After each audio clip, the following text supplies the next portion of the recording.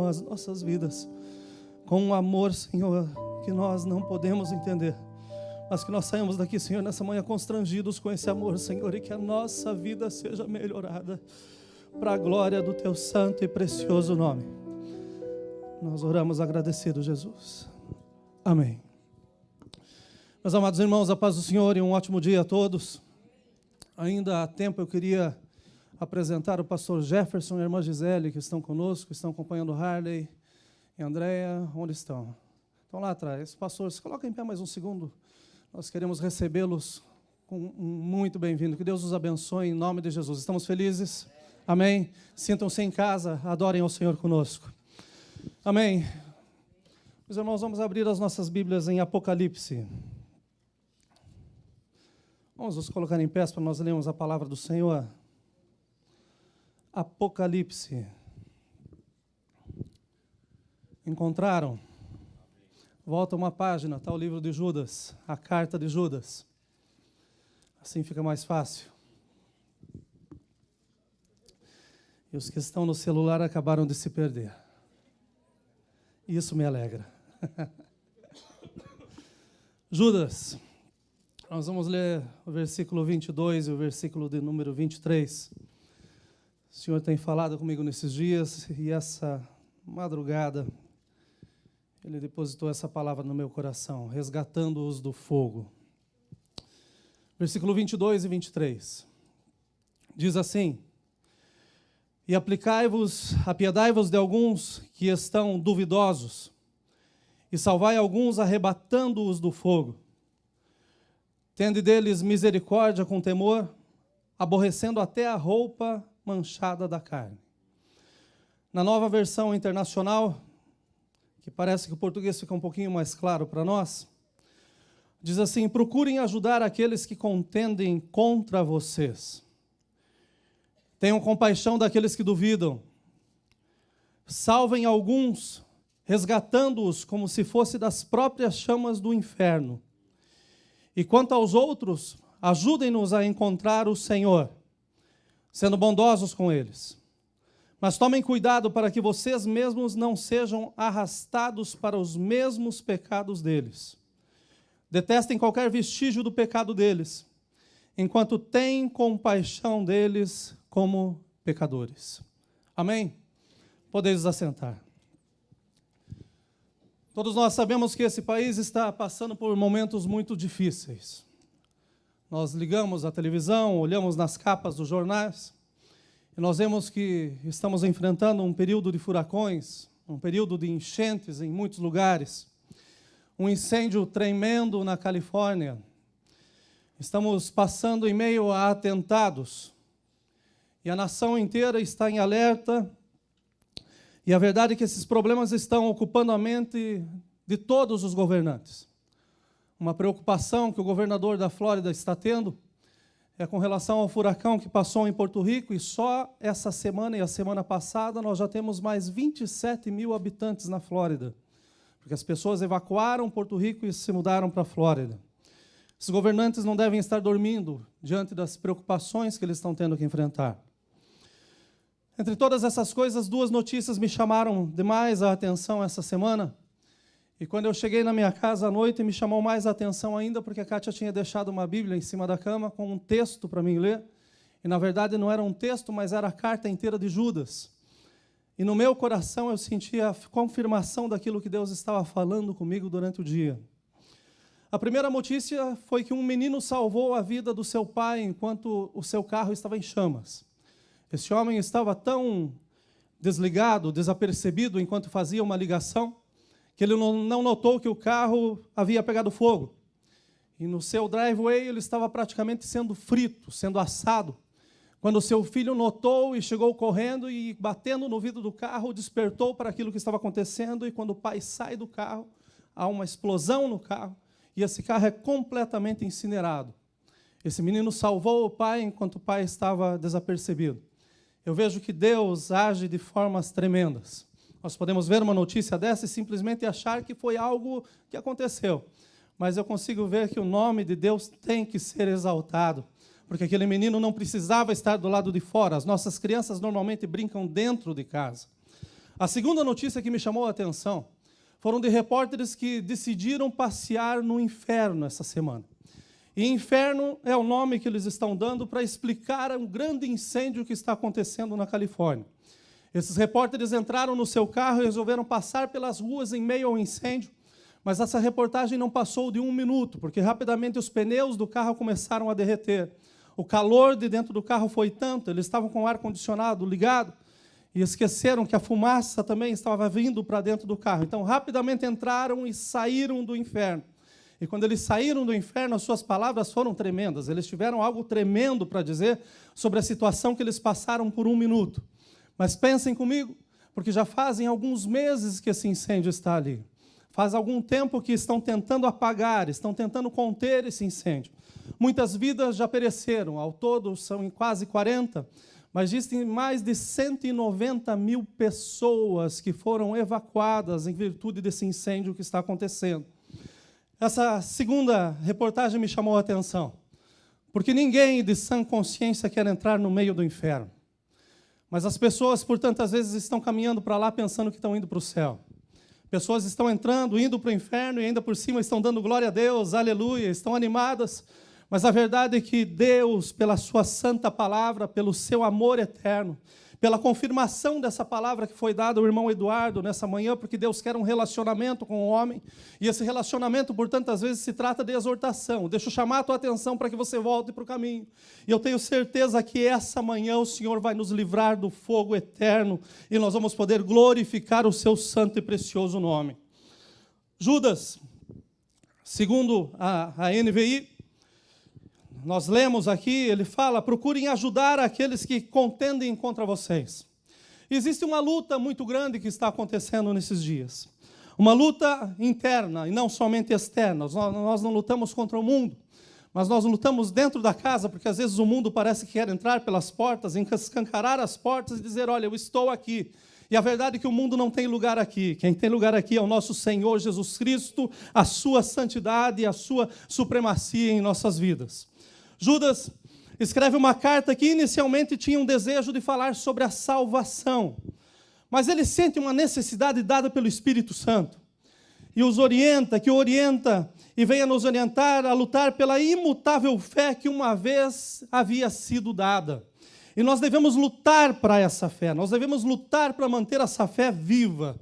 Eu louvo a Deus porque quando o Espírito Santo está no controle, ele vem desde o começo do culto falando, essa mensagem não começa na minha casa, eu creio que essa mensagem começou no céu, assim como a inspiração para o louvor, a inspiração para esse culto, porque nós acabamos de cantar que o nosso Deus faz de novo, e eu creio que hoje Ele vai fazer de novo, avivando os nossos corações e nos dando a alegria da salvação uma vez mais. Era isso que Judas estava falando com aquela igreja, com aqueles homens, mas essa carta não se resume somente àquele momento. Essa carta ela é atualizadíssima, parece que é o jornal que saiu agora pela manhã que nós pegamos nas nossas mãos. Eles haviam falsos mestres que estavam em meio ao povo, homens que começaram a desvalorizar a sã doutrina, e com isso eles começaram a reduzir o cristianismo a uma fé nominal, a dizer, olha, eu sou crente, eu sou cristão, mas isso da boca para fora, e o mundo hoje está cheio disso. Esses homens começaram a colocar uma doutrina e a dizer que a profissão do evangelho é simplesmente algo que pode ser expressado de uma forma verbal. Mas eu creio que ser cristão ainda é seguido pelo bom testemunho. É a mudança que Jesus faz interiormente e que o mundo olha e diz, tem alguma coisa diferente com você. Tem algo que eu percebo na sua vida. É de dentro para fora, não é de fora para dentro. É o Senhor se movendo através do Espírito Santo e com isso nós temos um caminhar que chama a atenção do mundo. E isso é ser testemunha do Senhor Jesus Cristo. Por muitas situações e vezes eu me sentia tão fraco, mas em alguns lugares que eu entrava, eu falava assim, olha, teu lugar não é aqui. O que você tem de diferente? E como é bom nós sermos reconhecidos. O mundo nos reconhece, embora por tantas vezes nós esquecemos que nós já não somos mais do mundo. Esses homens estavam ensinando isso. Esses homens haviam negado as obrigações da santidade pessoal. Ou seja, venha como está e permaneça como está. E está faltando hoje, está faltando aqueles homens inspirados pelo Senhor, compositores inspirados pelo Senhor, para fazer o segundo verso dessa canção antiga. Venha como está, mas tem que fazer o segundo verso. Mude, porque o Senhor quer transformar a sua vida. Essa inspiração precisa voltar para dentro de casa. Esses homens haviam negado essas obrigações da santidade pessoal. Eles ensinavam os seus discípulos a viverem em caminhos pecaminosos e, ao mesmo tempo, os afagavam com a esperança da vida eterna. Ou seja, é aquele filho que está fazendo tudo errado, mas você continua dizendo que é o melhor filho. É o melhor, porque ele está perto de você. Esses homens enganavam o seu povo, enganavam a igreja. Eles afirmavam que a vida de um cristão podia ter 50 tons de cinza. Sendo que nós olhamos para a palavra do Senhor, e a palavra do Senhor diz que nós devemos ser santo, porque Ele é santo. Não existe 50 tons de cinza no céu. Existe o branco, é a cor universal da salvação no nosso Senhor Jesus Cristo. Judas não somente expõe o fogo que está consumindo esses falsos mestres, mas também entre os seus liderados e os ímpios, mas com um amor eterno, porque essa carta, apesar de ser uma carta de exortação, é uma carta cheia de amor. Ela tenta resgatar todos os leitores dessa carta. E se você leu juntamente comigo essa manhã, então esse resgate é para você também. É para nós. Existe tempo do Senhor fazer de novo, sim. Todos os leitores dessa carta. Para evitar que eles sejam também queimados e consumidos por esse mesmo fogo que estava consumindo esses mestres e os seus seguidores. A verdade é que esse fogo estranho ainda hoje continua a queimar e a causar vítimas. E entre elas, muitas vítimas são fatais. E me dói no coração quando eu vejo pessoas que caminhavam no Senhor e terminam a sua vida completamente distante dele. E me dói muito mais quando pessoas dizem que uma vez salvo, sempre salvo. Sendo que a palavra diz que nós devemos andar de glória em glória, de fé em fé. Todos os dias nós devemos buscar mais e mais ao nosso Senhor Jesus Cristo. Prestem atenção nas tragédias que estão relatadas nesse livro por Judas. Ele fala sobre o povo saindo do Egito. O povo está saindo em festa, em alegria, vou ser livre, olha, não mais escravidão. Mas ele continua dizendo que esse povo foi morrendo porque não creram na sua liberdade. Esse povo começa a sair daquilo que estava causando dores, e quando eles estão indo para a liberdade, eles morrem, porque o Senhor não pode permitir que eles cheguem na terra com os seus corações do jeito como estavam. Ele fala também sobre os anjos que eram puros e santos. E depois ele fala que esses anjos estão na escuridão aguardando o juízo. Ele fala sobre Sodoma e Gomorra sendo destruída pelo fogo. E também fala que o inferno está pronto com os pecadores que serão castigados. Esses falsos mestres, eles ensinavam que o mundo é mau, então por isso faz pouca diferença o modo de alguém se comportar. Se o mundo está ruim, o que importa a forma que eu vivo? Era isso que estava na cabeça desse homem. Mas se o mundo está ruim e nós vivemos de qualquer forma, qual que é a diferença de nós estarmos dentro da casa? É um ato de religiosidade. E o próprio Senhor Jesus fala contra a religião. O que Ele quer é um relacionamento conosco. O que o Senhor Jesus quer é que nós vejamos que a porta está aberta, que o véu foi rasgado, e é possível sim nós chegarmos à presença de Deus em todo o tempo. Eles vivem vidas pecaminosas, continuando o texto, desonrando seus corpos e rindo do inimigo. Vejam que ponto que chegaram esses mestres. E o versículo 9 diz assim: sendo que Miguel, um dos anjos mais poderosos, não se atreveu a acusar Satanás, mas disse que o Senhor o repreenda. Pior do que brincar com o fogo é achar que o fogo nunca queima. Esses homens zombam e praguejam contra tudo o que não compreendem. E como animais fazem tudo o que lhes dá vontade de fazer. E desse modo arruinam suas próprias almas. Esses homens são exploradores constantes, eternos insatisfeitos, fazendo todo o mal que lhes dá vontade, são uns exibicionistas espalhafatosos. E quando mostram consideração para com os outros, é só para conseguir deles alguma coisa em retribuição.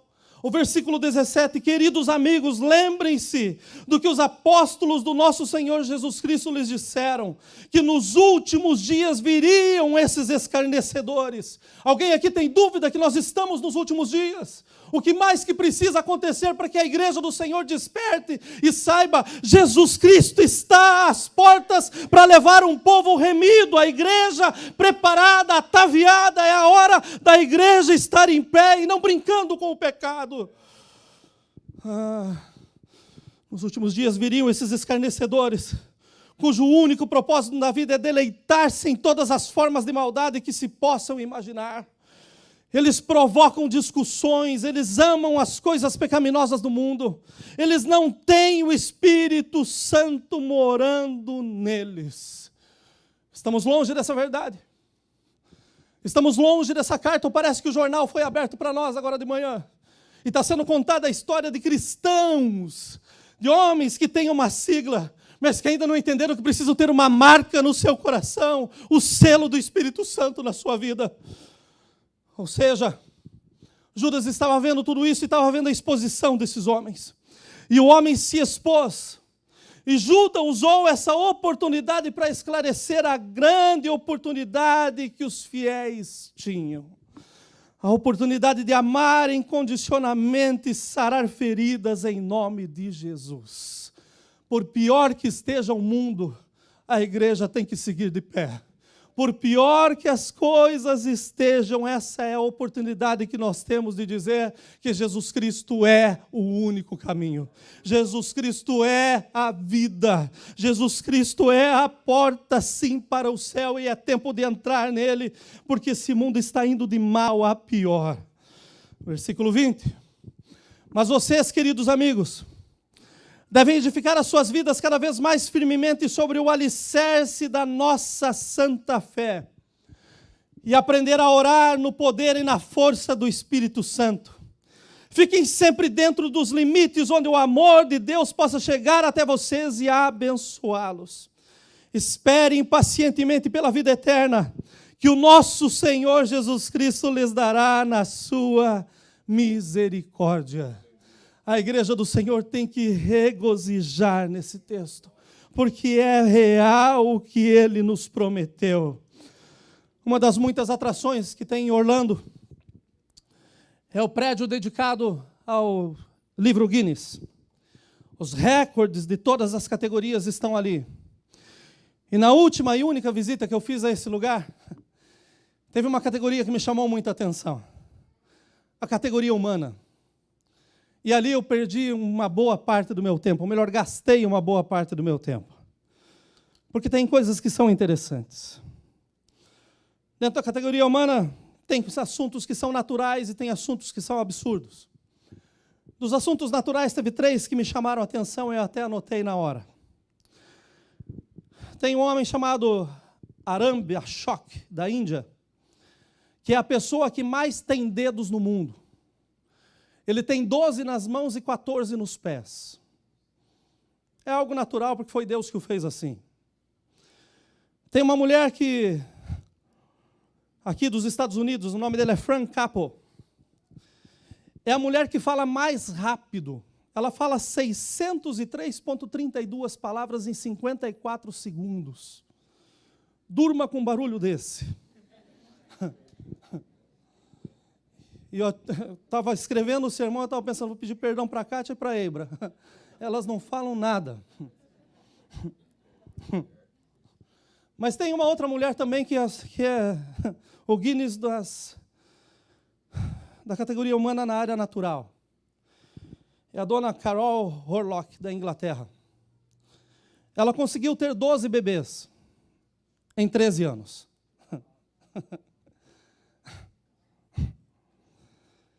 Isso é natural. Vamos pensar comigo um pouquinho nas coisas absurdas que ganham os seus prêmios. E dentro dessas coisas absurdas eu vi vidas que estão em chamas. Eu vi uma mulher aqui dos Estados Unidos que se chama Carrie Jung, que ela tem a cintura de 15 inchas. É a largura de um pote de maionese. Essa mulher tem que estar doente. Eu vi uma outra mulher, que se chama Julia Gnus, aqui também nos Estados Unidos, que é a mulher mais tatuada no mundo. Ela tem 95% do seu corpo tatuado. E ela começou a tatuar o seu corpo após ser diagnosticada com uma doença chamada porfíria. Essa doença faz com que a pigmentação da pele se torne rosada. Então, entre ficar rosada ou ficar colorida, ela decidiu ficar colorida. E daí ela ganhou um prêmio porque isso daqui é tido como um absurdo. Tem um homem na Nova Zelândia, seu nome é Lucky Diamond. Ele tem 100% do seu corpo tatuado. E agora ele está tatuando sobre o corpo. Em cima das pinturas ele está tentando refazer algo maior. E palavras desse homem são bastante interessantes. Porque eu vejo uma vida que está completamente incendiada. Ele disse assim: a vida não se trata de esperar a tempestade passar, mas sim de aprender a dançar na chuva. Por causa da destruição familiar que eu sou oriundo, é muito fácil eu mergulhar no reino da fantasia. A fantasia se tornou a minha realidade. Para mim, a dor tem sido a minha dança na maior parte da minha vida. Eu não me valorizo. Mas quanto mais eu aceito a dor, mais fácil se tornou lidar com ela. A minha obsessão por tatuagem se tornou o melhor caminho para lidar com o ambiente do qual eu sou fruto. Eu vejo aqui um homem completamente perdido e desorientado, sujeitando-se à dor para marcar uma impressão. Um homem desfigurado. Um homem que literalmente está em chamas. Judas nos ensina, meus irmãos, que nós devemos adorar a Deus e amar os perdidos.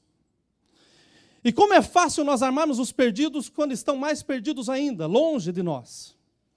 É fácil nós olharmos uma história como essa e dizer: Senhor, eu vou orar por essa vida, vou me compadecer por essa vida. Mas por que é tão difícil nós olharmos coisas menores que estão na casa? De pessoas que têm talvez problemas menores e que estão aqui, e Paulo diz que a igreja é um hospital, não um manicômio.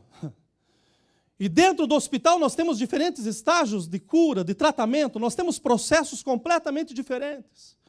Mas daí nós olhamos e nós mesmos queremos ser o doutor e dar o diagnóstico e também já damos o laudo final. Não tem salvação.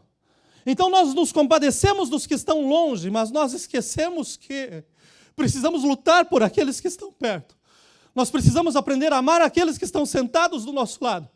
Porque Deus não criou um exército de robôs, Ele não quer que todos sejam iguais, mas Ele quer que nós sejamos santos, porque Ele é santo. E se nós, com as nossas diferenças, temos o prazer de dizer: esse não é salvo, aquele não vai para o céu, aquele outro precisa mudar, que o Senhor tenha misericórdia das nossas vidas. É tempo de nós sermos igrejas e nas nossas diferenças encontrar aquele que tem solução para as nossas vidas. Compadecemos-nos daqueles que estão perdidos.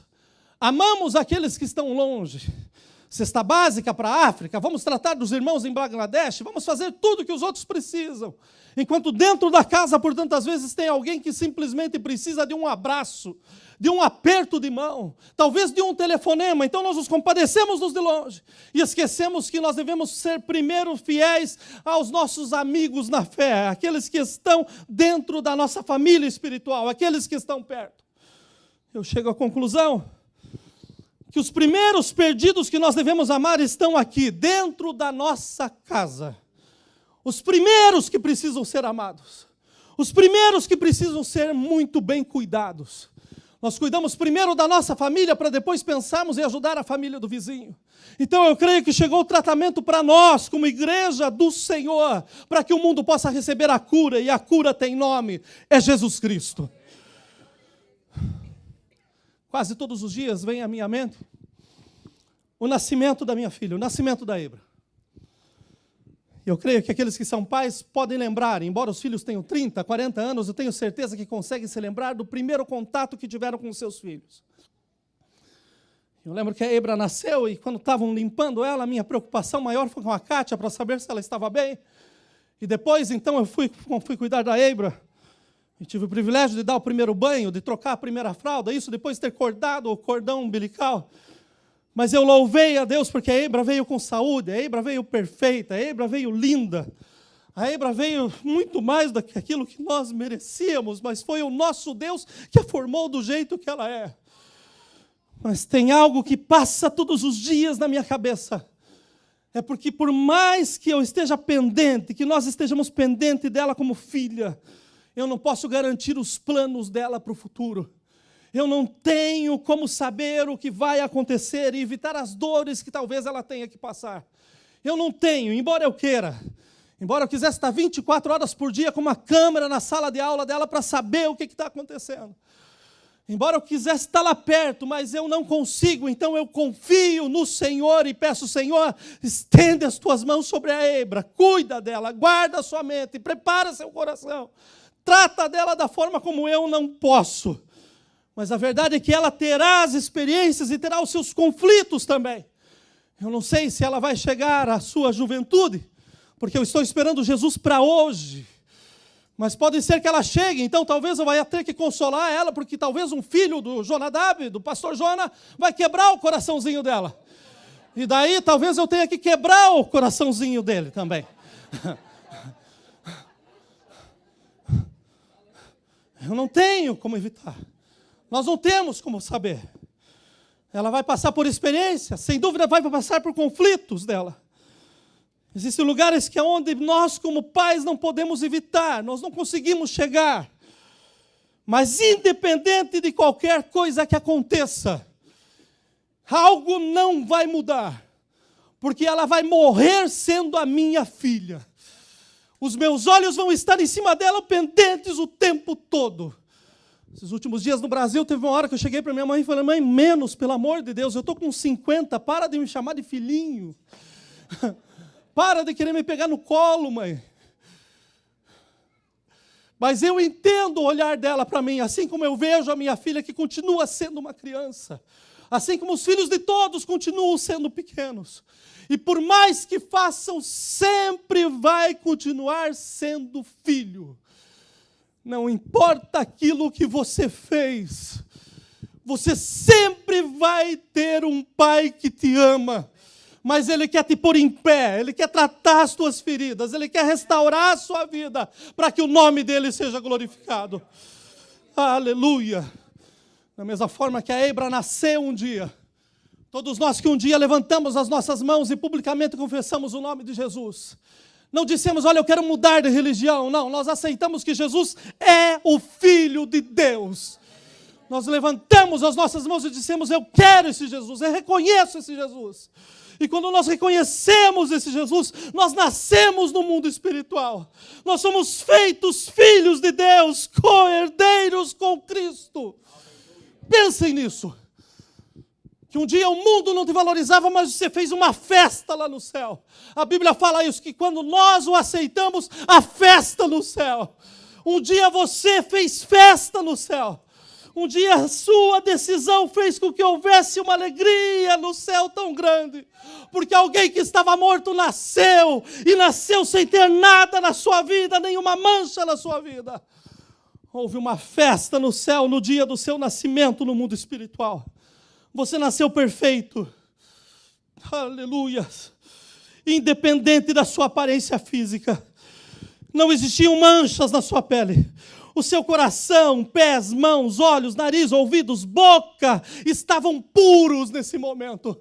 Tudo o que aconteceu ficou para trás, era da época da ignorância e dali para frente, tudo se fez novo em Cristo Jesus. Aleluia, aleluia. Na sua corrente sanguínea não existiam tipos de químicos que causavam risco ao seu organismo. E o seu cheiro era o perfume do próprio Senhor Jesus. Aleluia! Coloque esse quadro na sua mente. Você nascendo espiritualmente. Mas com o tempo, pelo uso errado do teu livre-arbítrio, você pode estar completamente desfigurado. Você pode ter se lançado no fogo de novo, ter brincado com fogo. E quem brinca com fogo se queima sim. Aí você começa a perder essa figura, e daí hoje eu chego aqui com a palavra do Senhor e eu estou em paz com aquilo que estou pregando. Porque eu sei que o Senhor tem nova vida hoje. Eu sei que o Senhor pode mudar completamente. Você que está desfigurado, você que pensa que está morto, Jesus Cristo é vida e vida em abundância. Aleluia! Aleluia! Aleluia! Judas falou do que os próprios falsos mestres já haviam exposto. Mas como um bombeiro, ele despertou ao toque da sirene. E daí ele gritou bem alto: para! Quando nós lemos essa carta de novo, grave na sua mente: tem fogo! A sirene despertou. E o bombeiro Judas levantou para apagar esse fogo. E daí eu te pergunto, e você? O que você olha quando você vê a sua vida? Você vê que está tudo bem ou você vê que está em chamas? Você vê que tem fogo? Você vê que você já não é aquele bebê lindo quando nasceu espiritualmente, mas você está sendo degenerado, deformado, porque aquilo que você está fazendo está tirando a sua forma de ser diante do Pai. Você está se expondo? Ou você está expondo quem? Ou você pensa que está enganando quem? Porque espiritualmente o Deus da casa sabe tudo o que está passando. Nós olhamos o exterior, mas o nosso Deus, Ele vê o interior. E Ele sabe que precisa de mudança sim, e é de dentro para fora, algo original.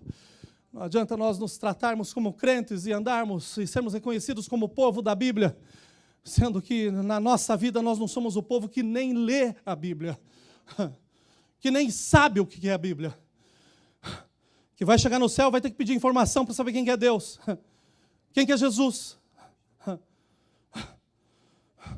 Se chegar. Escutem bem. Um homem ganha vida com o trabalho que faz, mas ele marca a sua vida com as suas atitudes. A boa notícia é que Deus não expõe. Embora Ele tenha poder e o Espírito Santo esteja trabalhando na casa, mas eu louvo a um Deus que não expõe. Ele não precisa expor, mas Ele chama os seus filhos para a intimidade. E eu ficava muito envergonhado quando os meus pais me corrigiam na frente de todo mundo. Eu preferia muito mais que eles me pegassem no quarto e, vamos conversar. Em separado.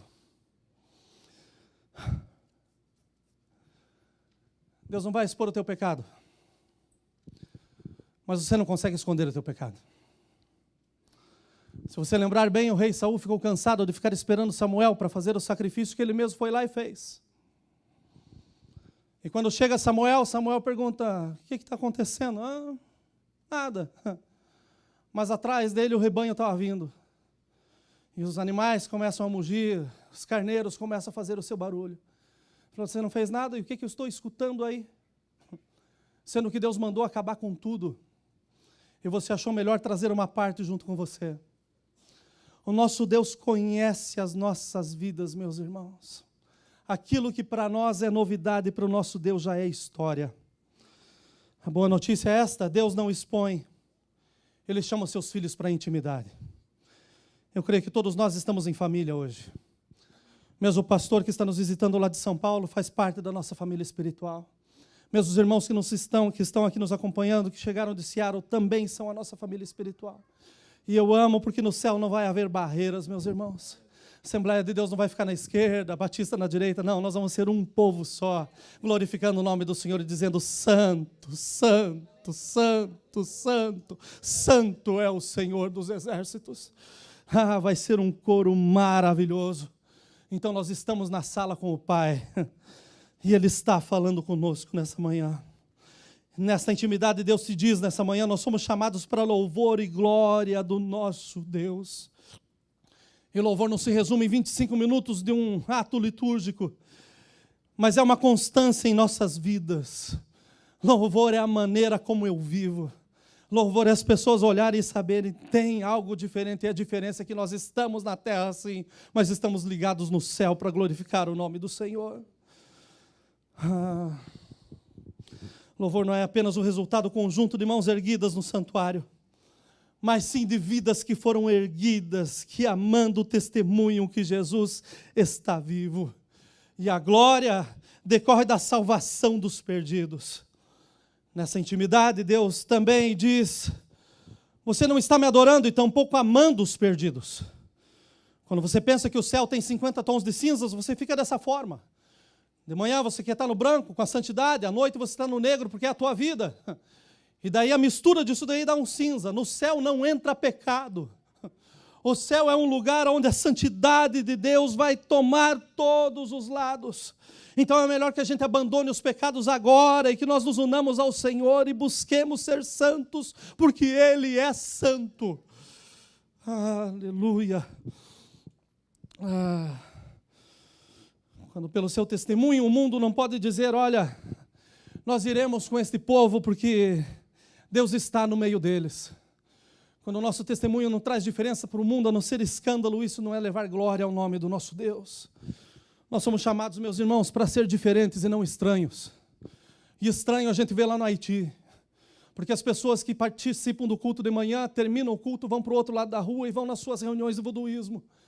Se Deus faz ou se o diabo faz, não importa, importa que alguém faça. Meus irmãos, nós estamos em Cristo e Ele cuida de nós com um amor tremendo. Nada tem faltado nas nossas vidas. Escolhemos o que vestir, escolhemos o que comer, escolhemos o carro para vir na igreja, escolhemos aonde moramos. Por que nós estamos escolhendo para onde nós vamos quando terminar a vida? O céu é o melhor lugar, então vale a pena ser santo. Aí tem aquele que diz assim: mas por que eu vou deixar de fazer as coisas que eu gosto? Deixa eu te falar, eu quero chegar na presença de Deus e saber assim: olha, eu deixei de fazer o que eu poderia, mas eu cheguei aqui sabendo que eu não fiz, do que chegar na frente de Deus e pensar: olha, eu fiz tudo o que eu achava que podia, e Ele dizer assim: você não deveria ter feito.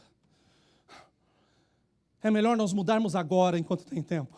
Vale a pena nós rejeitarmos coisas que a gente pensa que vale a pena. Não tem nada que valha mais do que uma eternidade na presença do nosso Senhor Jesus Cristo. Há um famoso ditado que diz: aonde há fumaça há. Às vezes o fogo já acabou e o que sobrou é cinza. As tuas atitudes falam tão alto que às vezes é difícil a gente escutar o que as pessoas dizem. Uma estação de bombeiros sempre fica na dependência de ouvir o toque da sirene. E daí eles têm que responder com urgência. Disparou, levanta. Está dormindo, acorda. Está comendo, para. O que você está fazendo? Corre, porque alguém precisa de ajuda. A prioridade para os bombeiros é a vida dos outros, não a sua. Nós estamos na contramão hoje, porque parece que a prioridade da igreja hoje é a sua vida. E os outros não valem nada.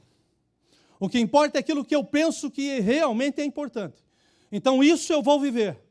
Mas nós temos que aprender que nós somos chamados para ser testemunhas do Senhor Jesus Cristo. E a sirene está tocando. Porque todos os dias nós estamos vendo milhões e milhões de pessoas morrendo, clamando, gritando. E o que nós estamos fazendo de Jesus chamado Cristo? O que nós podemos fazer para que essas vidas encontrem salvação? É despertar como os bombeiros, porque a sirene está tocando. O que nós estamos vendo acontecendo no mundo nada mais é do que o nosso Senhor Jesus dizendo: eu estou às portas, eu estou voltando.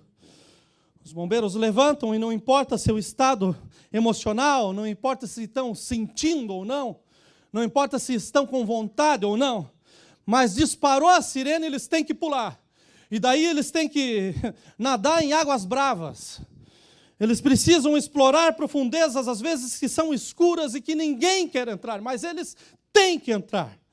Eles sobem montes, eles descem em vales. Eles se arrastam em meio aos escombros e a brechas tão pequenas que é impossível que alguém entre, mas eles estão determinados a tirar quem está lá dentro. Eles nadam contra as correntezas, eles lançam, pulam de helicópteros, sobem escadas tremendas, eles enfrentam o fogo, eles sobem escadas enquanto outros estão correndo por elas para sair para o lado de fora. Pessoas correm para fora e eles entrando com a coragem dizendo: tem alguém aí que eu posso salvar. Eles prestam os primeiros socorros. Eles lidam com materiais químicos perigosos sem se preocupar consigo mesmo, mas pensando, tem alguém que precisa de ajuda.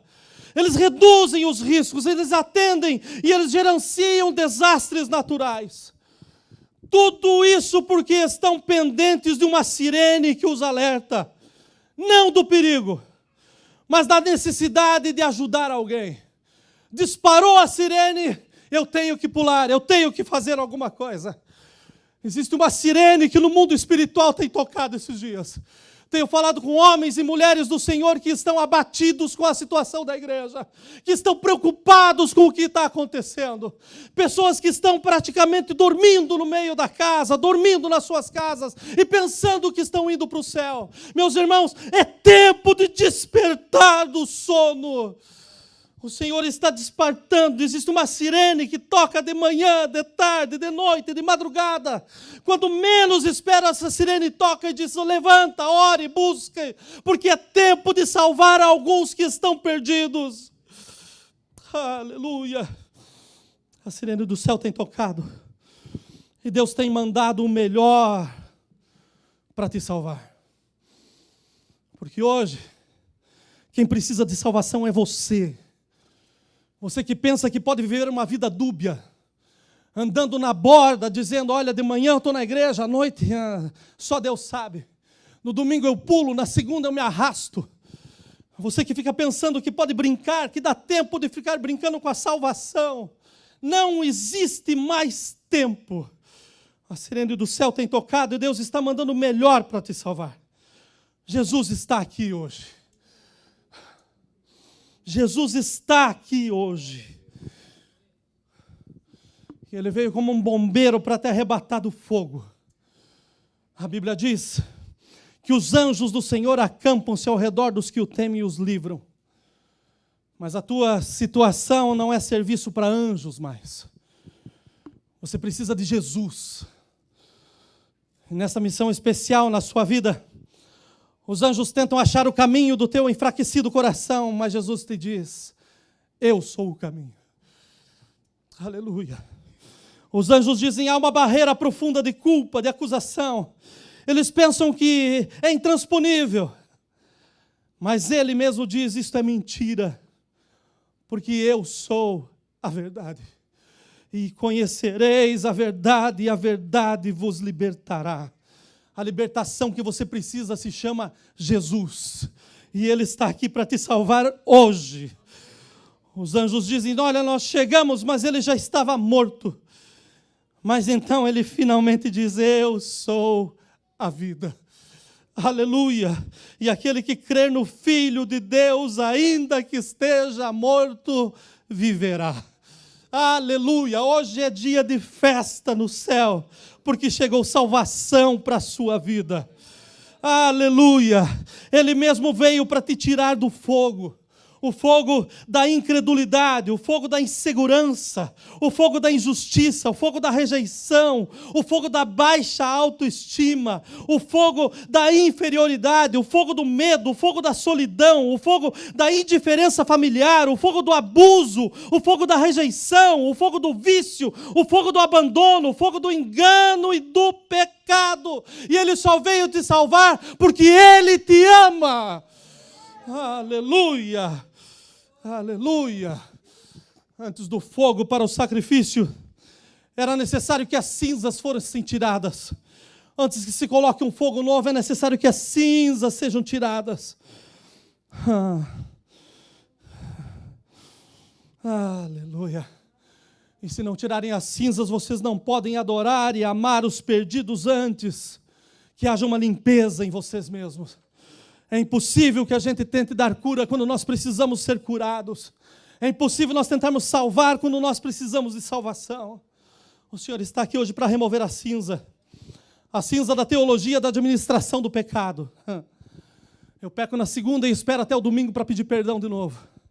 Ou pior ainda, aquele que é o crente mensal, peca no dia depois da ceia e corre o risco de 30 dias ir para o inferno. para pedir perdão na Santa Ceia, dizer eu vou participar do pão e do cálice, e daí está tudo bem.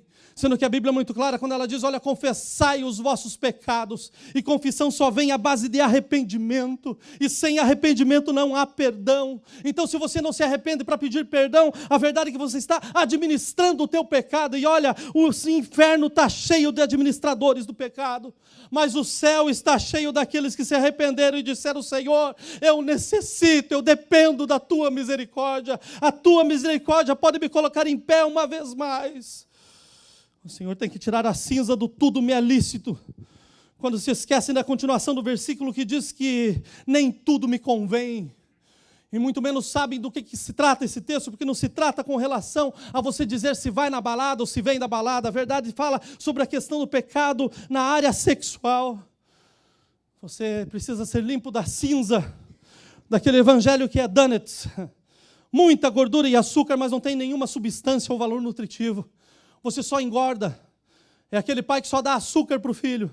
E quando o filho está gordo demais, vai levar para o médico e dizer, eu não sei o que tem essa criança. É fácil de dizer, não precisa de médico. Essa criança não tem pai, não tem mãe. Está matando o filho. A verdade é que você precisa de nutriente, e nutriente nós só encontramos na palavra do Senhor, de Gênesis a Apocalipse. Não é aquilo que nós gostamos ou que escolhemos, não. A palavra do Senhor é toda inspirada para que haja tratamento para a sua casa, para os seus filhos, para que sejam saudáveis, sadios e que possam chegar ao céu. A cinza daquele evangelho que mais parece uma banheira de hidromassagem. Muita bolinha de sabão, muita aguinha morna, e na verdade não limpa, não purifica. A verdade é que a limpeza profunda só temos quando nós mergulhamos na palavra do Senhor. Quando nós começamos a ler a palavra, nós somos limpos, nós somos completamente transformados. E é tempo da igreja buscar ao Senhor e ler a palavra do Senhor. Vamos começar a orar para Deus queimar teu celular. Precisamos ser limpos da cinza da mentira. A mentira daquele que fica dizendo assim, olha, isso aqui não tem nada a ver. Então, a próxima vez que o teu dedo começar a doer por causa da cutícula, diga assim, não tem nada a ver, o teu corpo inteiro está padecendo. Nós somos parte de um corpo cuja cabeça é Jesus. E tudo aquilo que nós fazemos como uma igreja, como corpo, tem tudo a ver. Nós precisamos mudar os nossos caminhos. Precisamos ser limpos dessa mentira, das cinzas da mentira.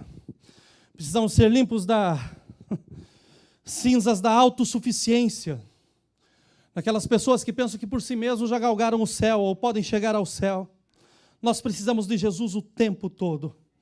Nós precisamos ser limpos das cinzas do ficar, do sexting, do teasing by mail, da pornografia, das cinzas da sensualidade, das cinzas da incredulidade, uma vez mais, das cinzas da impaciência, das cinzas do desânimo, porque tudo isso tem feito com que você simplesmente esteja se queimando e se desfigurando, e nós precisamos ser limpos e sermos, sim, cheios do fogo do Espírito Santo, para a glória de Deus.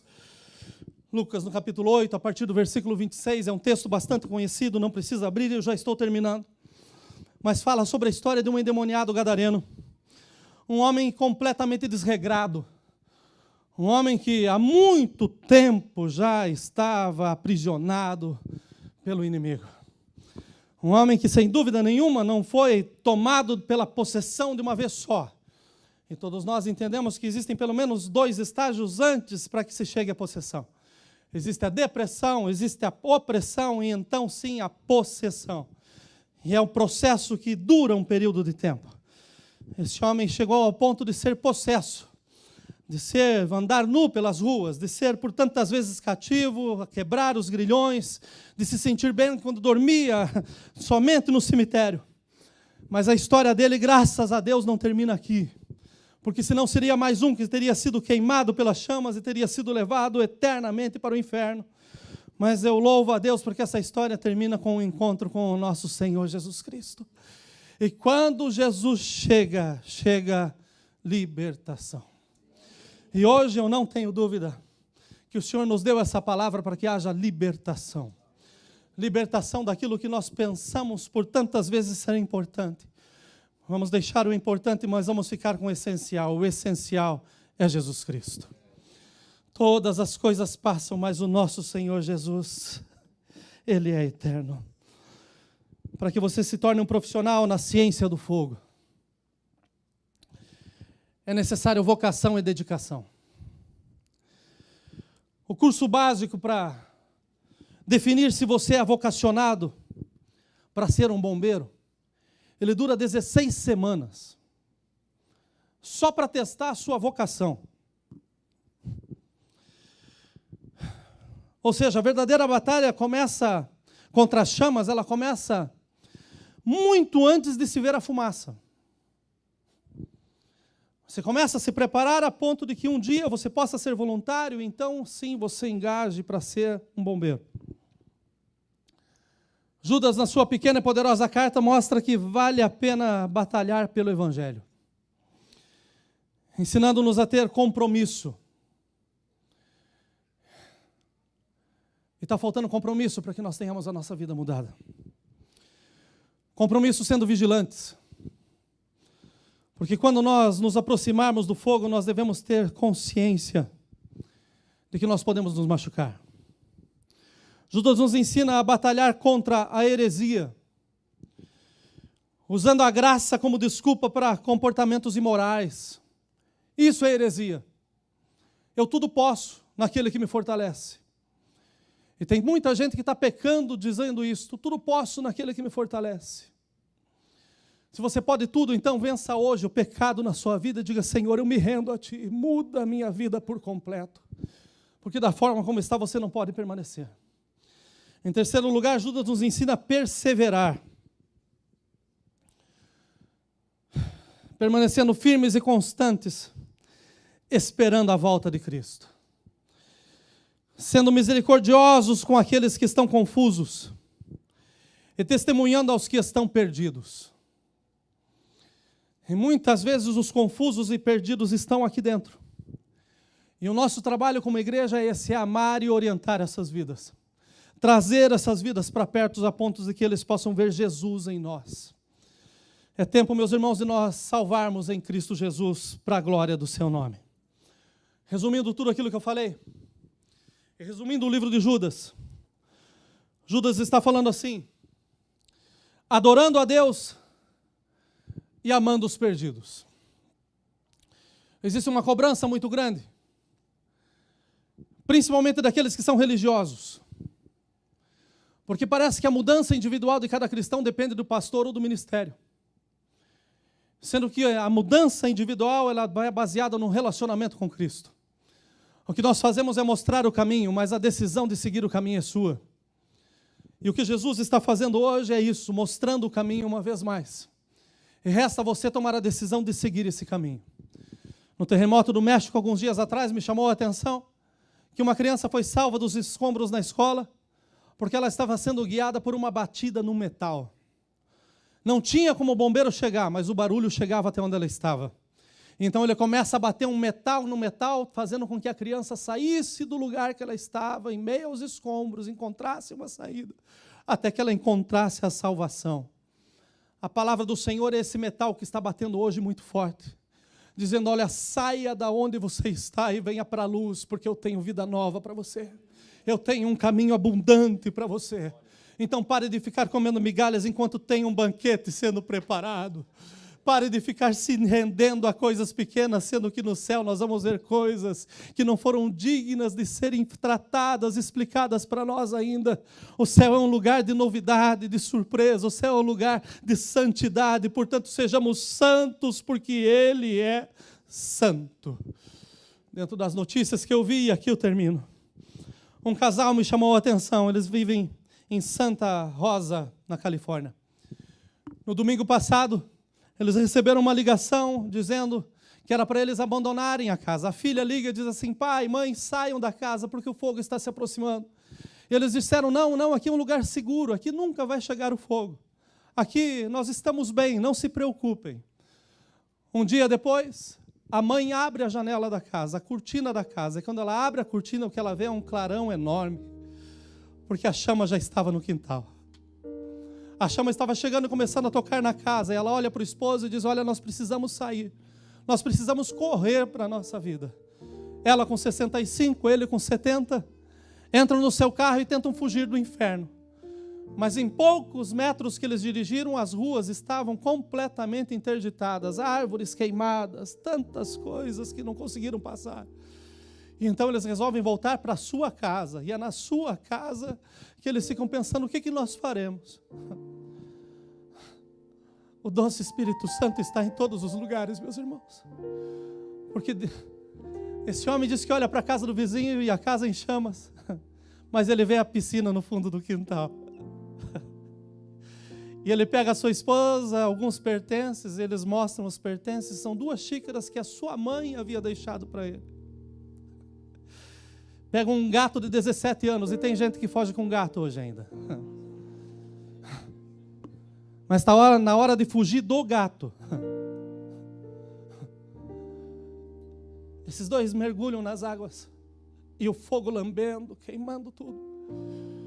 As águas geladas. E então eles só encontram abrigo quando um abraça o outro. E daí eles começam a conversar, a falar da vida e aonde a vida os havia levado. E depois de 6 horas dentro das águas, o fogo já havia acabado, eles conseguem sair das águas vivos. E o nosso Deus é digno de honra e glória quando nós lemos essas notícias. Porque ainda que não sejam salvos, eu não tenho dúvida que Deus tem um plano para esse casal. E eu tiro lições para nós disso. Porque 8 dos seus vizinhos morreram. 39 ao todo só daquela região.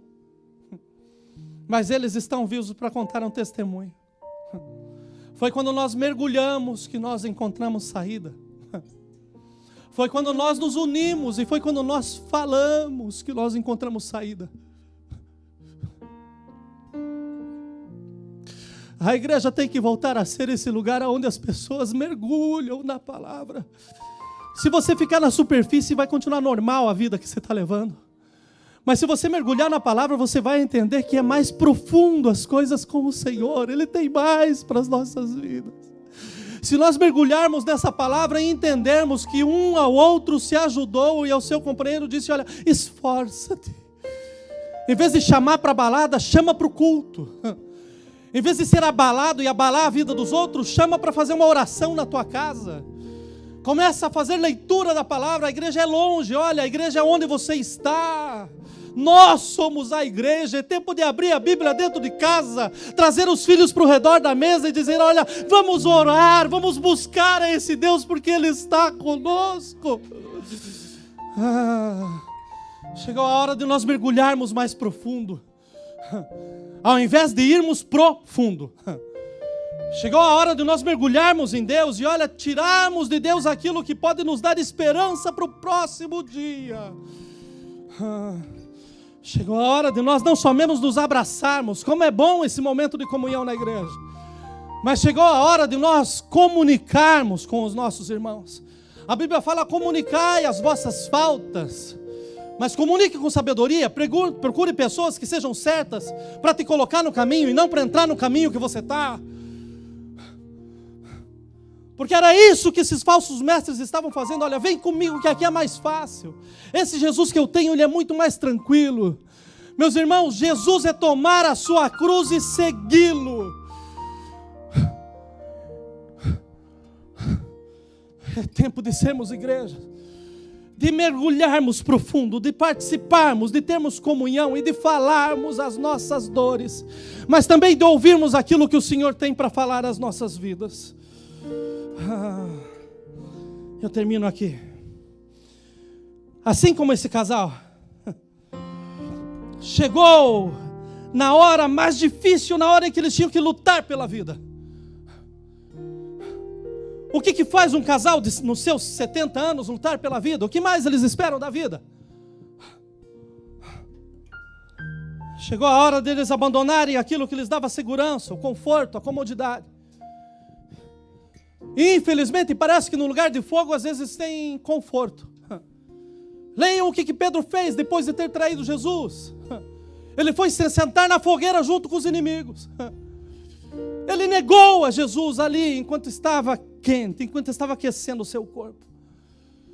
A verdade é que nós precisamos deixar o nosso lugar de comodidade. Comodidade é a gente viver a vida como a gente vivia antes de conhecer a Jesus. Porque aquilo era conhecido, o novo é a palavra. Então é mais cômodo a gente errar pensando, olha, eu não sei, eu nunca ouvi. Mas chegou a hora de nós ouvirmos e de vivermos para que haja mudança em nós. E glória para o nosso Senhor Jesus. Chegou a hora de deixar o lugar que você se sente confortável. O lugar onde você se sente seguro. Se tem um lugar onde nós devemos nos sentir seguros, é na sombra do onipotente Deus. Aleluia. Na sombra dele aquilo que eu sou desaparece. Na sombra dele a minha mesquinhez, a minha pequenez, olha, ele tem poder para fazer coisas grandes. As minhas falhas são apagadas, os meus erros são perdoados, os meus pecados são perdoados. Então é na sombra dele e não na onda dos outros. Chegou a hora de se ter conversas maduras sobre a vida e mergulhar em águas mais profundas para que possamos todos ser salvos. Pecado, meu irmão, é não confessar os pecados e culpas e pedir ajuda. Isso é pecado. Pecado é você estar no meio da congregação e não ter coragem de dizer, eu preciso de ajuda. Eu não consigo viver da forma como eu estou. Mas ainda que você não fale, deixa eu te lembrar que os olhos do Senhor te olham dos altos céus. Ele conhece você, Ele sabe aquilo que precisa ser mudado. Hoje é dia de confessar pecados e culpas e pedir ajuda. Hoje é dia de gritar por socorro. Porque se você não pedir socorro, você vai morrer. Morrer queimado ao lado da piscina da salvação. Deus tem me incomodado nesses dias de uma forma muito boa. Porque eu não aceito, eu sei o peso que eu tenho sobre o meu ombro como pastor dessa casa. E tem me doído ver o comportamento de alguns. Tem me doído ver pessoas que têm tanto, que Deus já fez tanto, mas que por tão pouco estão se perdendo. Eu não aceito mais mortos e nem feridos em meio ao nosso povo.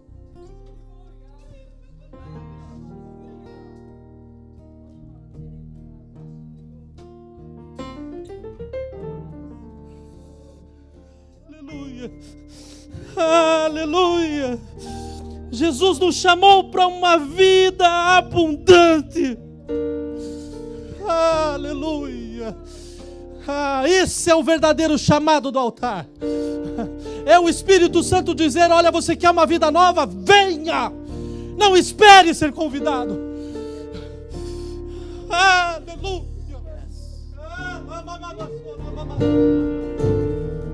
Aleluia. Aleluia. Aleluia. Jesus nos chamou para uma vida abundante. O que fazer então, pastor? O que eu faço, pastor?